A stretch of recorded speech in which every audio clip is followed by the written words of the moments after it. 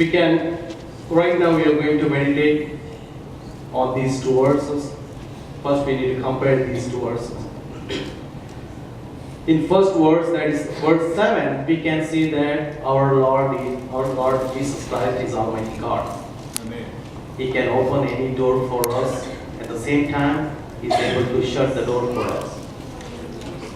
We can see there He is Almighty God there in verse 7. If we think verse 20, then we can see that Jesus Christ is standing at the door and knocking at the door. He was not able to get into that particular place. First in verse 7, we can see that He is Almighty God, but in second verse, He can't get into particular place. He is looking for somebody that open that particular door and then He can enter into that particular place. When we study this book of Revelation, in the chapter 1, 2, and 3, we can see that 7 names of the churches. According to the Bible scholars, the church of Laodicea represents the 21st century church. If you study the verses from 14 to 22, we can see that all the characteristics of that particular church.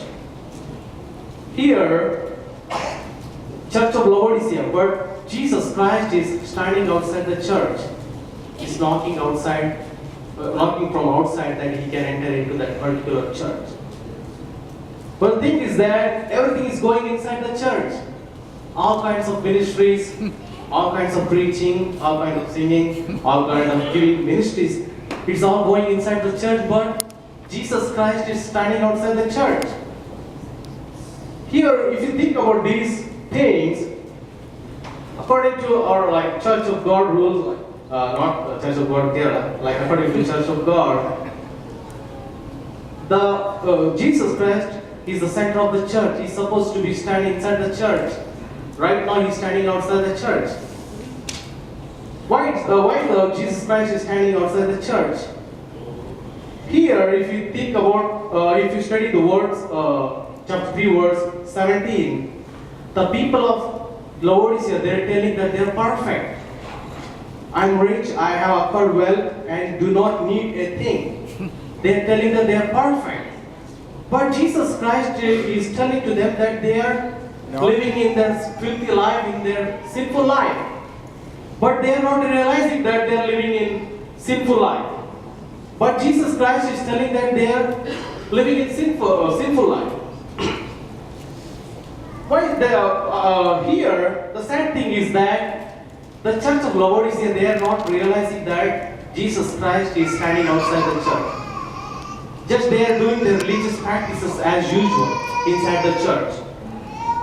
Here, when you think about these people, normally in our Christian life or in our spiritual life, if anybody commits sin or if anybody does mistake against God, they should all get some kind of guilty feeling. And they can come to the Lord's presence, they can ask forgiveness. These people are not getting any kind of guilty feeling. They are standing as if they are perfect. But Jesus Christ is telling that they are not perfect. All kinds of ministry, all kinds of religious practices, all kinds of traditional things are going inside the church. But Jesus, He doesn't care about their ministries. He wants their life to be holy. In the verse 18, Jesus Christ is counseling to those people. They're telling that, here I'm going to read the verse 18. I counsel you. Yeah. I counsel you to buy from my gold refined in the fire, so that you can become rich, and Yeah. white clothes to wear, so that you can cover your shameful nakedness, and salve to put in your eyes, so that you can see. Thank you. Here, Jesus Christ is counseling to His people that we need to buy something from Him.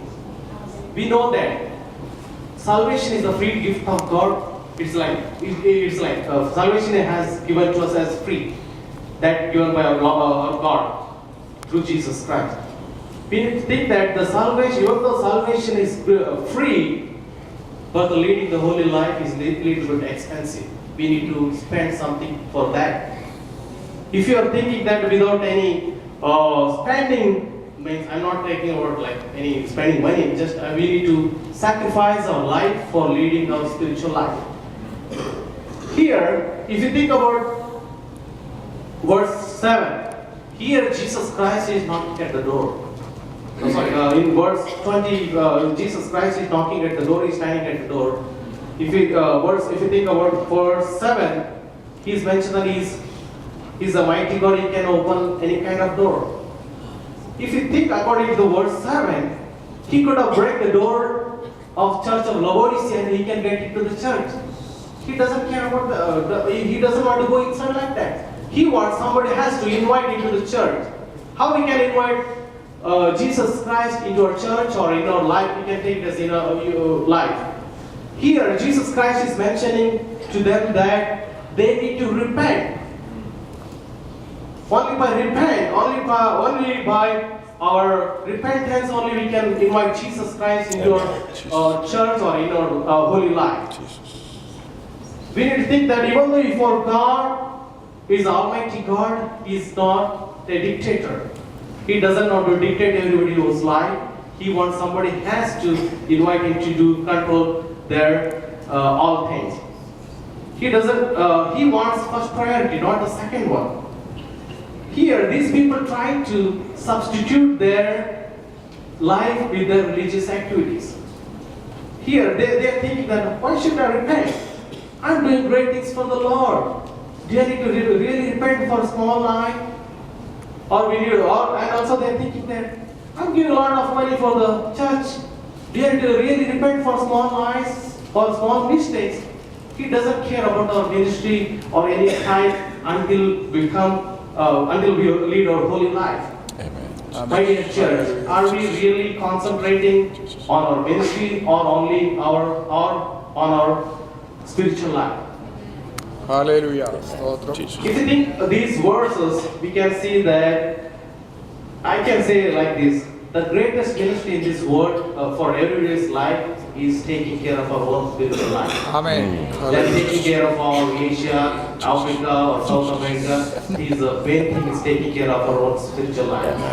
Here, these people are substituting their holy life with their religious works. Instead of repenting, they're putting their religious works in front of God. Are we doing the same thing? Let us examine our church, and may the Lord bless you with these words. Hallelujah.